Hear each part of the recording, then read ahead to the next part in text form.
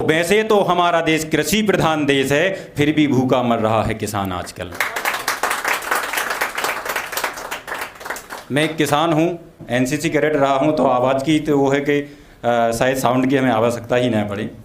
तो शौक़ बहुत पहले से कॉलेज के समय से था लिखने का, लेकिन कभी मंचों पर जाने का प्रयास ही नहीं किया। मैंने सोचा ही नहीं कि शायद मैं अपनी जो प्रतिभा है उसको निखारने के लिए कुछ कार्य करूं ऐसा।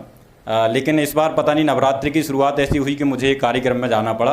तब से थोड़ा सा फिर से वो एक बीज अंकुरित हुआ मेरे अंदर, वो कुछ लिखने का प्रयास किया है, तो वही मैं आप लोगों के समक्ष रखूँगा। मैं एक किसान हूँ और किसानों पर ही ज़्यादा पढ़ता हूँ, किसानों पर ही बोलता हूँ। तो पहले ये भी प्रयास करूँगा कि एक ज़िंदगी की हकीकत आप लोगों के समक्ष रखने का प्रयास करता हूँ कि कुछ इस तरह से खो गई है पहचान आजकल, कुछ इस तरह से खो गई है पहचान आजकल, है आदमी से आदमी अनजान आजकल। रिश्ते नाते अब मैं कैसे निभाऊं, रिश्ते नाते अब मैं कैसे निभाऊं, है महंगाई मेरे घर में मेहमान आजकल।